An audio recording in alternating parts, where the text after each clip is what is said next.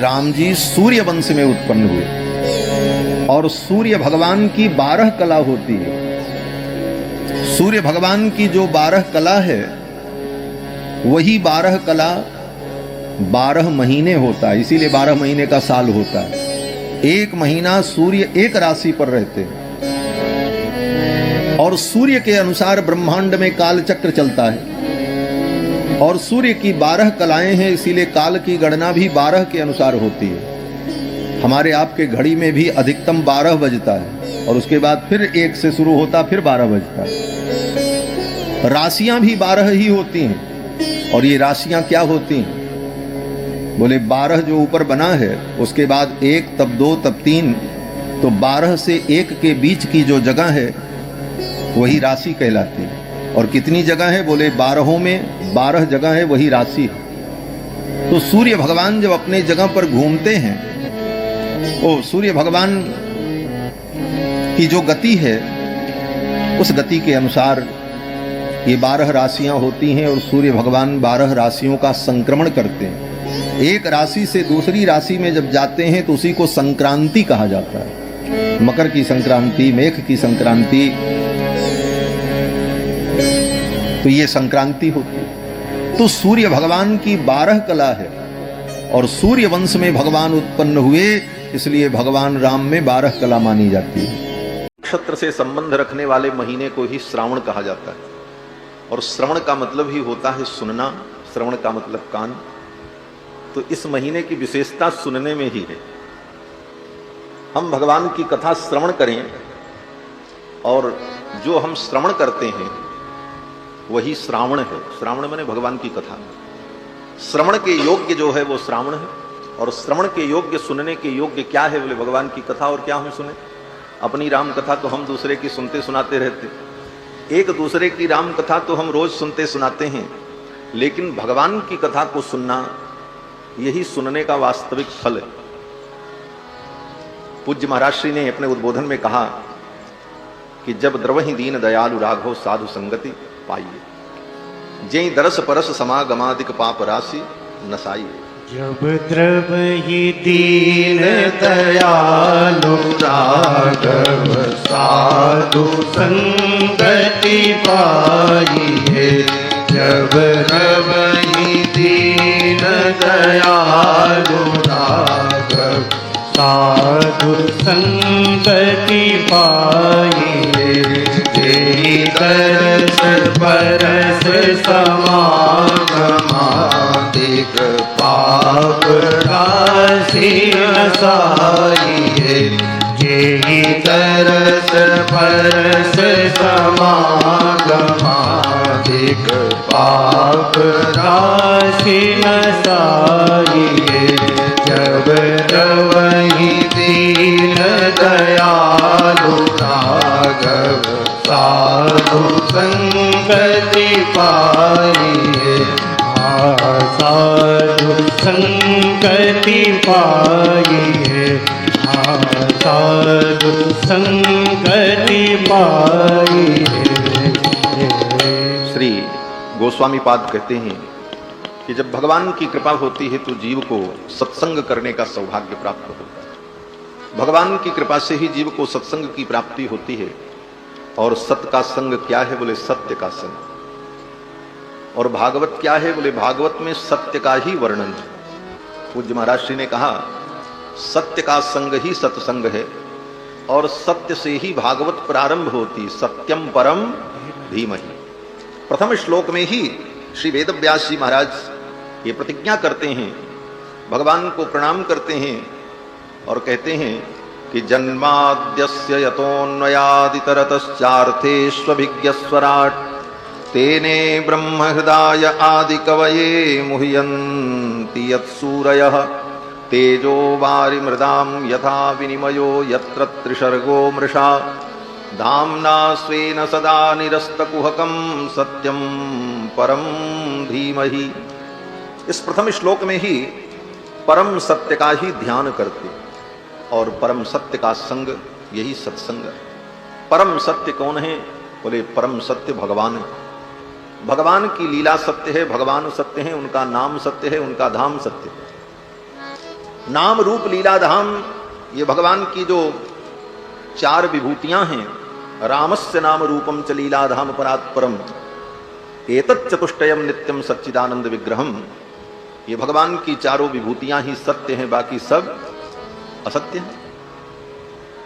भगवान का नाम सत्य है, ये हम आप जानते हैं। और जब जीवन का अंत होता है तब थोड़ी देर के लिए स्मरण कर लेते हैं, राम नाम सत्य। भगवान श्री राम का ये धाम भी सत्य है। देखो, एक दिन मैं अयोध्या महात्म्य का अध्ययन कर रहा था, तो अयोध्या महात्म्य में अयोध्यापुरी का एक नाम है सत्या, इसका नाम है सत्या। तो मुझे लगा भगवान सत्य, उनका नाम सत्य और उनका धाम भी सत्य, इसीलिए इसका नाम सत्या। अयोध्यापुरी का नाम ही सत्या है। पधारो, इधर आ जाओ। भगवान की अयोध्यापुरी का नाम सत्या है।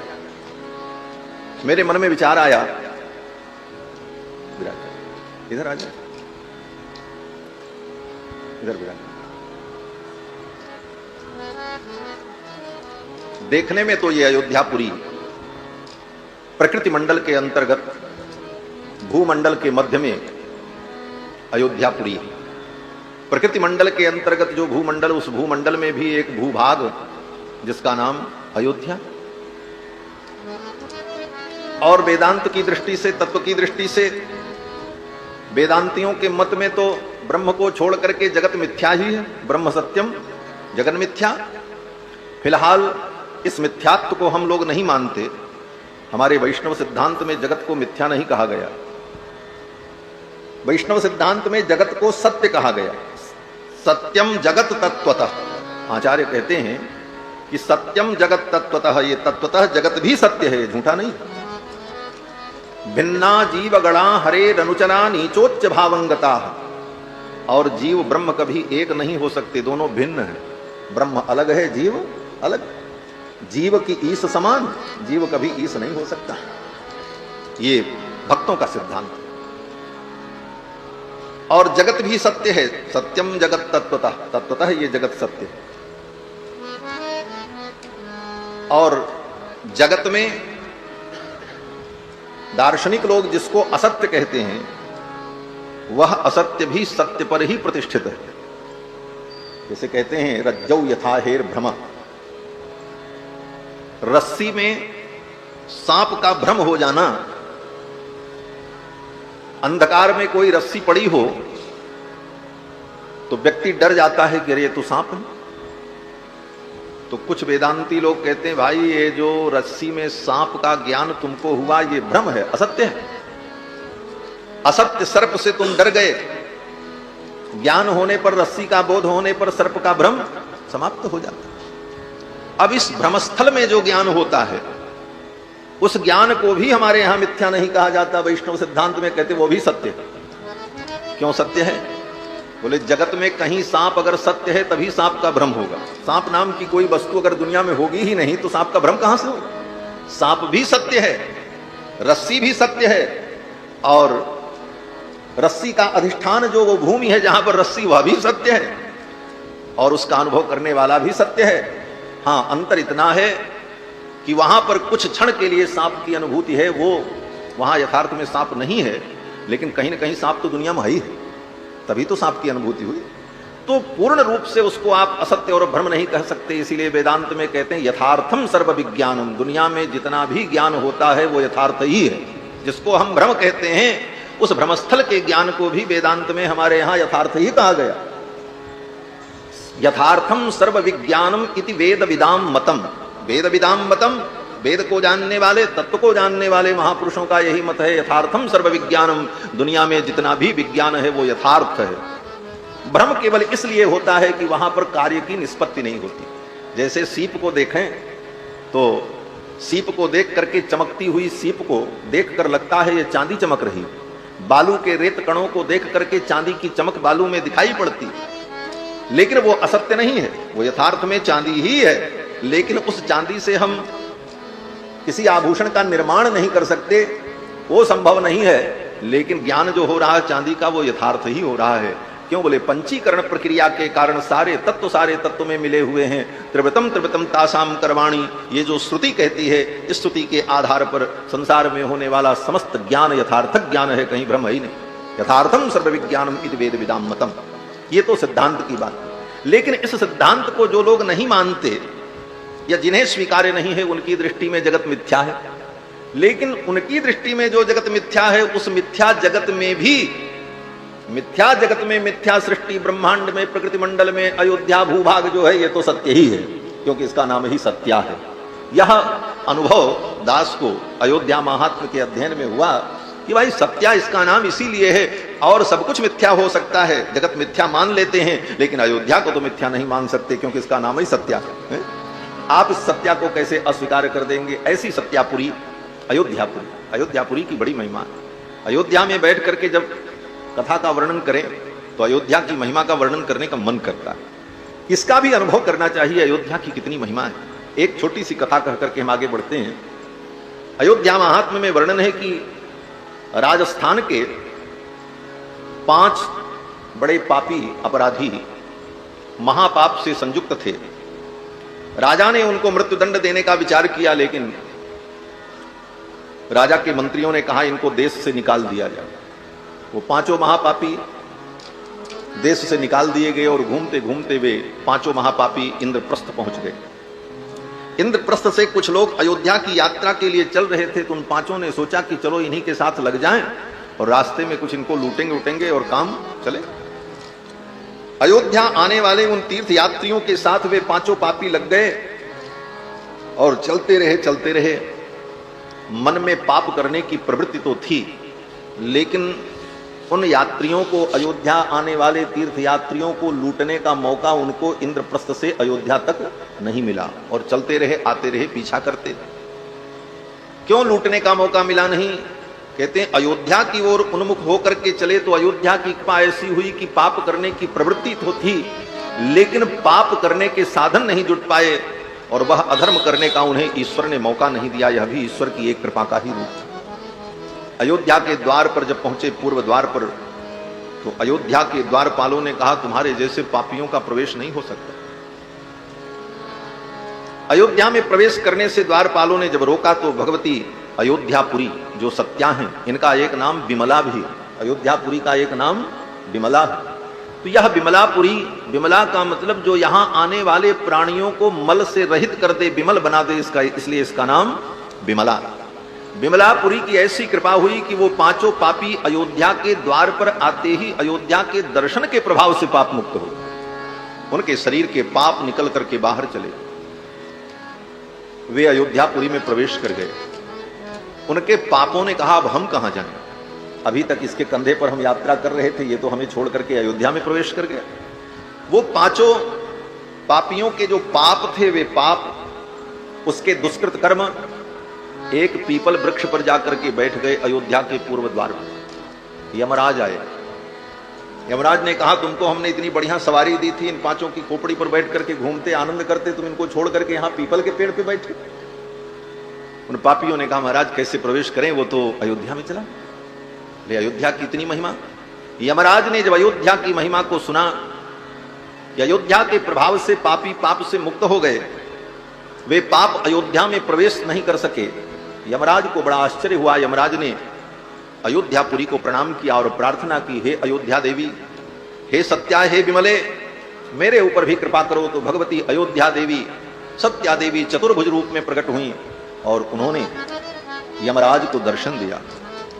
तो यमराज ने कहा महाराज, यमराज ने कहा हे भगवती, हे अयोध्ये, मैं भी अयोध्या वास करना चाहता हूं, हमको भी अयोध्या में वास करने का अवसर मिले। तो भगवती अयोध्या ने यमराज से कहा कि मेरे कंठ प्रदेश में आप निवास करो, और वह स्थल अयोध्या देवी ने यमराज को दिया। अयोध्यापुरी का जो कंठ है, उस कंठस्थल पर यमराज को रहने का स्थान दिया अयोध्यापुरी ने, उसी का नाम यमस्थल है, जिसको आज जमथरा कहते हैं।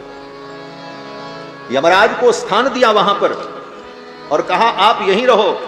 यमराज ने कहा हम यहीं रह करके सरयू स्नान करेंगे, और जो व्यक्ति जमथरा घाट पर आकर के स्नान करेगा उसको मेरे द्वारा कभी कोई पीड़ा नहीं होगी, यम की पीड़ा से मुक्त हो जाए।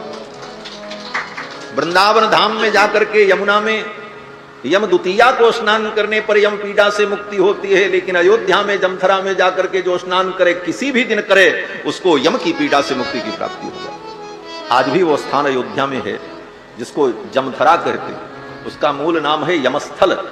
ऐसी दिव्य अयोध्यापुरी सत्यापुरी, जिस सत्यापुरी में विराजमान होकर सत्य स्वरूप परमात्मा की पावन चर्चा श्रीमद् भागवत महापुराण के माध्यम से हम सभी लोग श्रवण करेंगे।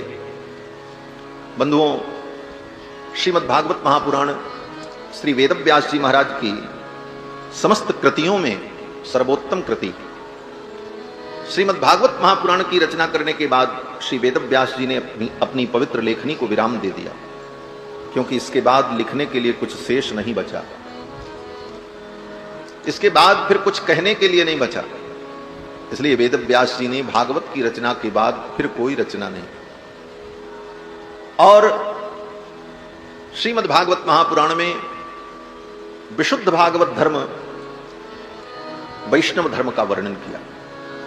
इसलिए भागवत के महात्म्य में प्रारंभ में ही शौनक जी महाराज जब सूत जी से प्रश्न करते हैं तो एक प्रश्न यह भी करते हैं कि माया मोह निरासश्च वैष्णवैः क्रियते कथम। यही प्रश्न किया कि वैष्णव जो भगवान के भक्त हैं, वैष्णव का मतलब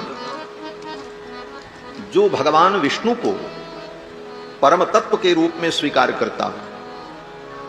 ये सनातन धर्म की विशेषता है कि आप अपनी भावना के अनुकूल, अपनी श्रद्धा के अनुकूल भगवान के किसी भी रूप को परम तत्व के रूप में मानकर उपासना करो, आपत्ति नहीं है। इसीलिए अनेक संप्रदाय हैं, अनेक मत हैं और पंथ हैं, और सभी मत पंथों में उपासना के माध्यम से जीव को पहुंचना वही है नृणाम एको गम्य। लेकिन अगर ये कहा जाए कि हम सबको मानते हैं, बोले तो ये संभव नहीं। रास्ते 10 हों लेकिन आप किसी एक रास्ते पर ही चल सकते हैं, 10 पर नहीं चल सकते। चलना तो एक ही रास्ते पर पड़ेगा। 10 रास्तों की महिमा को आप माने, स्वीकार करें, आपत्ति नहीं है, लेकिन आपको चलना होगा तो आप एक ही रास्ते से चल सकते हैं, एक साथ 10 रास्ते पर आप नहीं चल सकते। इसलिए कोई न कोई एक मार्ग, जिस मार्ग से हम अपने गंतव्य तक पहुंचे, तो परब्रह्म परमात्मा के चरणों तक पहुंचने के अनेक मार्गों में एक मार्ग यह भी है कि वैष्णव सिद्धांत के अनुसार भगवान श्री विष्णु को परम तत्व के रूप में मानकर उनकी उपासना करते हुए, उनकी भक्ति करते हुए, उनका गुणानुवाद करते हुए हम माया के दोष से मुक्त होकर के शुद्ध विशुद्ध पवित्र होकर परमात्मा के चरणों को प्राप्त कर ले। और सब अधिकारी भेद से भिन्न भिन्न रूप से उपासना के लिए अधिकृत है। तत्वतः तो सभी एक है, आत्मा की दृष्टि से सब एक है। श्रुति कहती है वयम अमृतस्य पुत्रा, हम सभी उस अमृत परमात्मा के पुत्र हैं। इस दृष्टि से तो सभी समान हैं, लेकिन यह पारमार्थिक दृष्टि, व्यावहारिक दृष्टि से कोई समान नहीं हो सकता, कभी नहीं हो सकता। समानता की कितनी बात की जाए लेकिन समानता कभी संभव नहीं। आत्मा सब में एक है, लेकिन सब में भेद है। कोई महामूर्ख है, कोई महामहोपाध्याय है। आत्मा तो दोनों की एक ही है। आत्मा की दृष्टि से तो एकत्व है, आत्मा वही है। आत्मा में एक चींटी की आत्मा और ब्रह्मा की आत्मा में तत्वतः कोई अंतर नहीं है, दोनों में समानता है। ईश्वर अंश जीव अविनाशी चेतन अमल सहज सुख राशि, ये गुण दोनों के बराबर है। आत्मत्व की दृष्टि से दोनों की समानता है, ब्रह्मा और एक चींटी की भी, लेकिन व्यावहारिक दृष्टि से तो अंतर है। कोई महामूर्ख तो कोई महामहोपाध्याय, कोई इतना बड़ा वीर कि किसी को एक मुक्का मार दे तो उसका राम नाम सत्य हो जाए, और कोई व्यक्ति ऐसा कि एक बकरी भी उसको ढकेल दे तो गिर पड़े। ऐसे भी लोग। आत्मा एक है लेकिन व्यवहार भिन्न है। इस अंतर को नहीं मिटाया जा सकता। बहुत अंतर है। बहुत से ऐसे लोग हैं महाराज कि 3 किलो घी पी करके पचा जाए, ऐसे ऐसे बांगड़ू, ऐसे ऐसे लोग मिल जाएंगे महाराज। लेकिन बहुत से ऐसे हैं जो मलाई रोटी में घी लगा दो तो न पचे, उनको गैस बनने लग जाए, ऐसे लोग।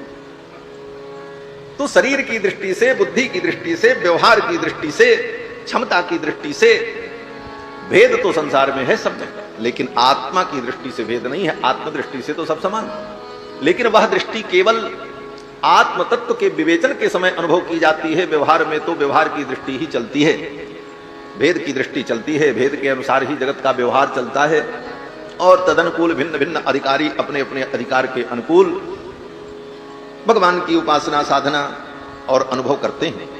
तो श्री शौनक जी महाराज ने जब भागवत के महात्म्य में प्रश्न किया है सूत जी से, तो उसमें एक प्रश्न यह भी किया कि माया मोह निरासश्च वैष्णवैः क्रियते कथम। जो वैष्णव हैं, जो भगवान विष्णु को परम तत्व के रूप में अनुभव करते हैं, मानते हैं, स्वीकार करते हैं, ऐसे वैष्णव लोग माया मोह का निराश किस प्रकार से करते हैं? माया मोह का निराश, यही उद्देश्य है। माया मोह की निवृत्ति हो जाए तो जीवों की जो समानता है वो समानता अनुभव हो, और जब तक माया मोह का निराश नहीं हुआ तब तक जीवों में भेद व्यवहार ये तो चलता रहेगा। तो माया मोह की निवृत्ति कैसे हो? अब अलग अलग प्रकार से लोग माया मोह की निवृत्ति में प्रवृत्त होते हैं। कोई यज्ञ करता है, कोई तप करता है, कोई उपवास करता है, कोई सेवा करता है, कोई भगवान का नाम जपता है, कोई कथा सुनता है, कोई शास्त्राध्ययन करता है। इन अनेक साधनों से हम अपने आत्मा पर जमे हुए माया के मल का निराकरण करते हैं, इसको धुलते हैं, और जितना धीरे धीरे धुलता जाता है उतना हमारा स्वरूप प्रकट होता चलता है। उन साधनों में कथा भी एक साधन है। कथा के माध्यम से हमारी माया के मल का निराकरण होता है। कथा के माध्यम से आत्मा पर जमा हुआ जो मल है, अज्ञान का मल है, माया मोह का मल है, उसकी निवृत्ति होती है। इसीलिए शौनक जी ने पूछा कि माया मोह निरासश्च वैष्णवैः क्रियते कथम इह घोरे कलौ प्रायो जीवश्चा सुरतां गतः। इस कलयुग में प्रायः जीव आसुरी स्वभाव को प्राप्त हो चुके, स्वभावतः अधर्म की ओर, शास्त्र विरुद्ध आचरण करने की ओर स्वाभाविक प्रवृत्ति जीव की रहती है। ये युग का भी प्रभाव है, समय का प्रभाव। इसीलिए आगे जब भक्ति महारानी ने देवर्षि नारद से प्रश्न किया है कि जीव इतना पाप करते हैं और इतना अधर्म कलयुग में होता है, तो भगवान इस अधर्म को सहन कैसे करते हैं? तो नारद जी ने यही उत्तर दिया है। नारद जी ने कहा कि इसमें किसी जीव का दोष नहीं है, समय का दोष है, समय का प्रभाव है। समय सबसे सब कुछ करवाता है। तो कलयुग के प्रभाव से आसुरी प्रवृत्ति जीवों की जो हो गई है, ऐसे प्राणियों का शुद्धिकरण कैसे हो और उन्हें श्रेयस की प्राप्ति कैसे हो, ये कृपा करके आप बताओ। ऐसा प्रश्न श्री शौनक जी ने सूत जी से किया नैमिषारण्य में। नैमिषारण्य की पावन भूमि ऐसी पवित्र भूमि है कि अगर नैमिषारण्य की बात कही जाए तो नैमिषारण्य को अगर कथा की भूमि कही जाए तो अतिशयोक्ति नहीं होगी, क्योंकि नैमिषारण्य की भूमि ने जितनी कथा सुनी है उतना किसी भूमि में कथा नहीं। जैसे काशी को कहते हैं ज्ञान की भूमि, काशी क्या है? ज्ञान की भूमि। श्री वृंदावन धाम क्या है? बोले प्रेम की भूमि। श्री वृंदावन धाम में प्रवेश करते ही प्रेम रस का संचार हो जाता है, ज्ञान तिरोहित प्रेम प्रकट। इसीलिए उद्धव जी जैसे ज्ञानी जब वृंदावन में प्रवेश करते हैं तो वृंदावन के प्रभाव से उनके अंदर जब प्रेम का संचार हुआ तो उद्धव जी भाव विह्वल होकर के रोने लगे और यही कहते हैं, आशा मोहो चरण रेणु जुषा महम श्याम वृंदावने किमपि गुल्मलतौषधी नाम या दुस्त्यजम स्वजन मार्य पथंच हित्वा भेजुर मुकुंद पदवीम शुद्धभिर्विमित्या। वो प्रेम भूमि। और काशी बोले काशी ज्ञान की भूमि। कहते हैं वृंदावन में श्री धाम में कोई काशी से बड़े ज्ञानी पहुंचे महात्मा, समाधि उमाधि लगाते थे तो जमुना के किनारे आंख बंद करके बैठे और ध्यान करने लगे। तब तक किसी ब्रजवासी ने पूछा, अरे बाबा ये क्या कर रहे हो? बोले आंख बंद करके ध्यान कर रहे हैं। ब्रजवासी ने कहा, खोलना मत, बंद किए रहना। क्यों? बोले बंद किए रहना, जब तक तुम बंद किए रहोगे आंख तब तक तुम्हारा ध्यान चलेगा, और जहां आंख खोले और कहीं कृष्ण की छवि दिखाई पड़ी तो तुम्हारा ज्ञान और तुम्हारी समाधि छूट जाएगी।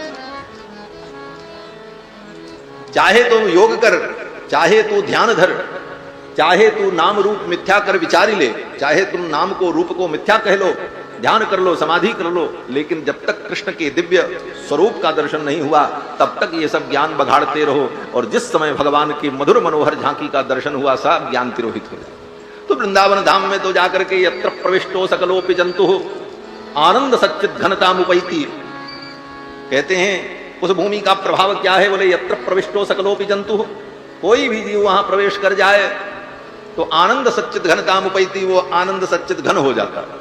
जैसे नमक की झील में, सांभर की झील में कुछ भी डालो वो सब क्या बन जाएगा, बोले नमक बन जाएगा।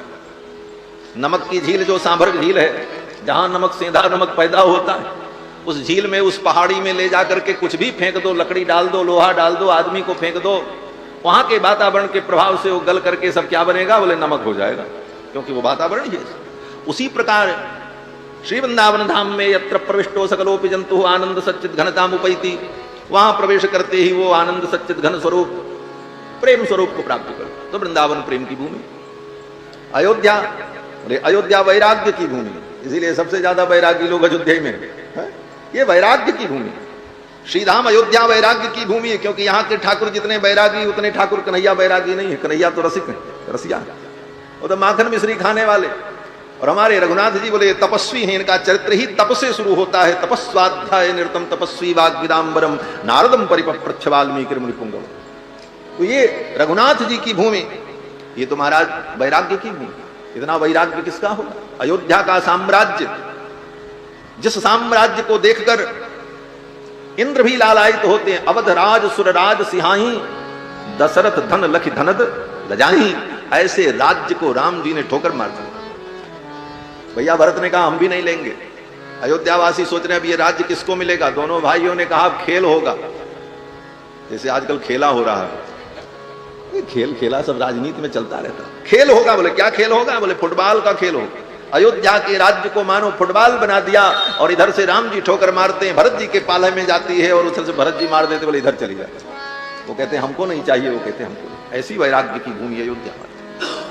और इसके बाद आने के बाद भी अयोध्या में रहकर भगवान श्री रघुनंदन ने 11,000 वर्ष तक राजा रह करके, राजा के रूप में भी रह करके ही वैराग्य का ही अनुभव। तो ये अयोध्या तो वैराग्य की भूमि है। आज भी आप अनुभव करना, अन्य तीर्थों में आप जाओ, अन्य जगहों पर जाओ, जितने विरक्त महात्मा और वैराग्य संपन्न महात्मा श्री अवध में मिलेंगे उतना अन्यत्र नहीं मिलेंगे। ये वैराग्य। उसी प्रकार से नैमिषारण्य भूमि क्या है? बोले नैमिषारण्य की भूमि कथा की भूमि, अयोध्या वैराग्य की भूमि, वृंदावन प्रेम की भूमि, काशी ज्ञान की भूमि, बद्रीनाथ धाम बोले तपस्या की भूमि। वहां तपस्या करो। बद्रीनाथ में सब तप करने जाते हैं, बड़े बड़े तपस्वी गए। भागवत पढ़ लेना, सब उत्तराखंड में जाकर के बद्रीनाथ धाम में तप करते। प्रहलाद जी ने भी तप किया, अजामिल ने जाकर के बद्रीनारायण में तप किया, बड़े बड़े भक्तों ने किया। तो वो तप भूमि। और नैमिषारण्य की भूमि कथा की भूमि। नैमिषारण्य की भूमि पर जितनी कथा हुई, श्री सूत जी महाराज ने समस्त कथाएं नैमिषारण्य में सुनाई। वहां के वृक्ष वृक्ष पत्ते पत्ते भगवान की कथा से रससिक्त हो गए, रसपूर्ण हो गए। तो नैमिषारण्य कथा की पावन भूमि। और नैमिषारण्य में ही श्री शौनक जी महाराज सूत जी महाराज से प्रश्न करते। सूत जी परम पौराणिक हैं, पुराण के वेदता हैं, पुराण के परम विद्वान हैं सूत जी महाराज। और सूत जी ने जितनी कथा सुनाई उतनी कथा कोई सुना नहीं सकता। कोई कितना भी बड़ा वक्ता आज के समय में हो, कितनी कथा सुनाएगा? महीने, 2 महीने, 4 महीने फिर उसी कथा को रिपीट करना पड़ेगा। कहां से लाओगे कथा? लेकिन सूत जी महाराज को तो अनेक अनेक कल्पों की कथाएं उनकी स्मृति पटल पर रहती हैं, और सूत जी कथा सुनाते रहते हैं। और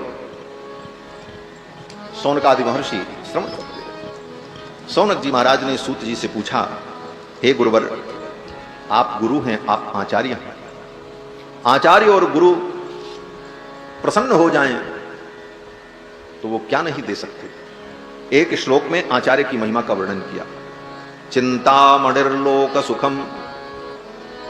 शौनक जी कहते हैं कि स्वर्ग की चिंतामणि अगर मिल जाए तो स्वर्ग की चिंतामणि क्या दे सकती है? बोले लोक सुख दे सकती है। चिंतामणि को लेकर के चिंतन करो, बढ़िया बिल्डिंग बन जाए, बन गई, बढ़िया लग्जरी गाड़ी आ जाए, बोले आ गई। चिंतामणि सारे चिंतित पदार्थों को दे देगी। लेकिन उस चिंतामणि को रख करके सामने चिंतन करो, हे चिंतामणि कृपा करो मेरी माया की निवृत्ति हो जाए। चिंतामणि कहेगी ये हम नहीं कर सकते। चिंतामणि को सामने रख करके कहो मुझे भगवान श्री रघुनाथ के चरणों की भक्ति मिल जाए। चिंतामणि कहेगी ये हम नहीं दे सकते। चिंतामणि से कहो भाई तुम कुछ नहीं कर सकते तो संसार बंधन से मुक्ति दे दो। चिंतामणि कहेगी ये भी हम नहीं कर सकते। तो चिंतामणि, कल्प वृक्ष और कामधेनु, ये तीनों जो स्वर्ग के दिव्य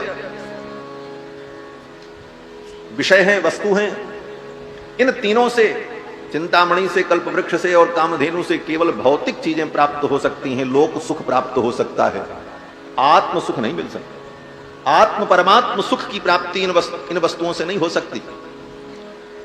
शौनक जी कहते हैं चिंतामणि लोक सुखम सुरद्रुह स्वर्ग संपदम, और स्वर्ग का कल्प वृक्ष बोले वो स्वर्ग की संपदा दे सकता है। लेकिन गुरु क्या दे सकते हैं? कहते हैं प्रयच्छति गुरु प्रीतो वैकुंठम योगी दुर्लभम। अगर गुरु प्रसन्न हो जाए तो क्या कर सकते हैं? बोले योगी दुर्लभम, बड़े बड़े योगियों को जो दुर्लभ है। क्या बोले? वैकुंठ। वैकुंठ माने भगवान का धाम, और वैकुंठ माने भगवान, दोनों का नाम वैकुंठ है। भगवान का भी एक नाम वैकुंठ है। तो प्रयच्छति गुरु प्रीतो, अगर गुरु प्रसन्न हो जाएं तो वैकुंठ दे सकते हैं। वैकुंठ का मतलब भगवान के धाम की प्राप्ति करा दें, जीव को मुक्ति की प्राप्ति करा दें, और वैकुंठ का मतलब भगवान अर्थात भगवान की प्राप्ति करा दें। सूक्ष्म विचार करने पर मुक्ति और भगवान दोनों एक ही है। भाई भगवान का मिलना ही तो मुक्ति है। और वैकुंठ में हम मुक्त होकर के जाते हैं, साकेत लोक में, वैकुंठ में, भगवत धाम में हम जाते हैं, जिसको मुक्ति कहा गया शास्त्र में, वो भी मुक्ति क्यों है? देश विशेष में जो भगवान का धाम वैकुंठ त्रिपाद विभूति है, वहां पर पहुंचना मुक्ति मानी जाती है। तो क्यों मानी जाती है? इस पर कभी विचार किया? वैकुंठ में हम पहुंच गए, मुक्त हो गए, वैकुंठ में पहुंचना ही मुक्ति है। उसको मुक्ति इसलिए मानी जाती है कि वहां वैकुंठ नाथ रहते हैं। वैकुंठ नाथ न रहें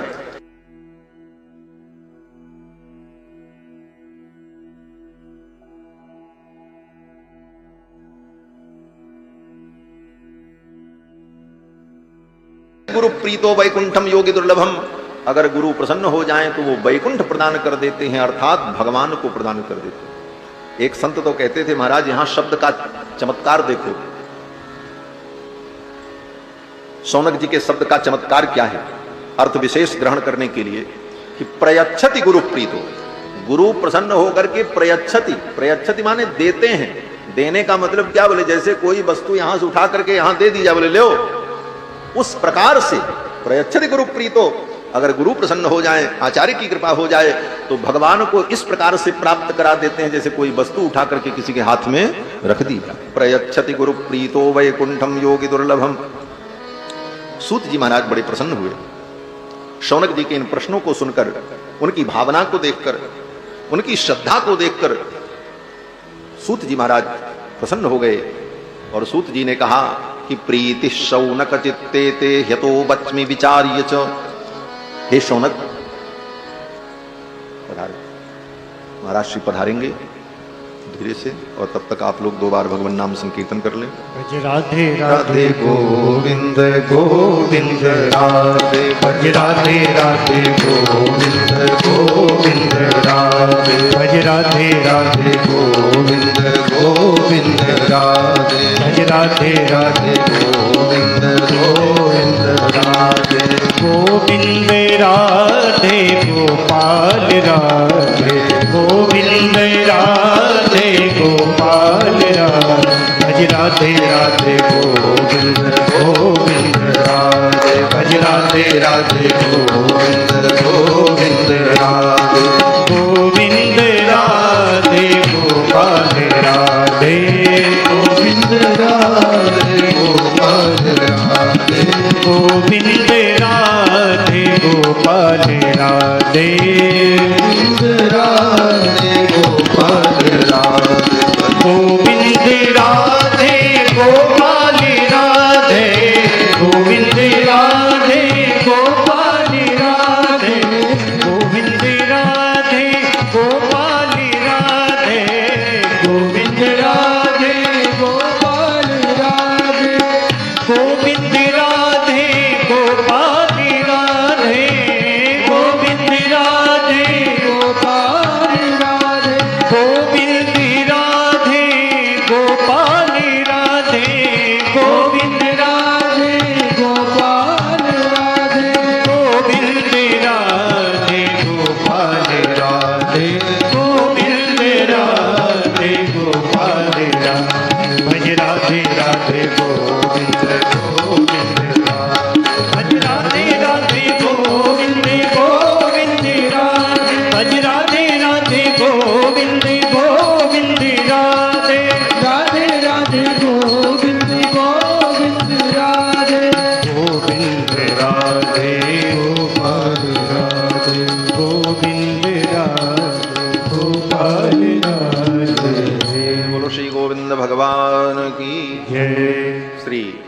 सूत जी महाराज बड़े प्रसन्न हुए और सूत जी ने कहा, प्रीति शौनक चित्ते ते यतो बच्मी विचार्य च। हे शौनक, तुम्हारे हृदय में भगवान के प्रति प्रीति है, इसलिए मैं तुम्हें कथा सुनाऊंगा। यह भी कथा सुनाने का एक प्रधान हेतु है। कथा किसी को हम क्यों सुनाएं?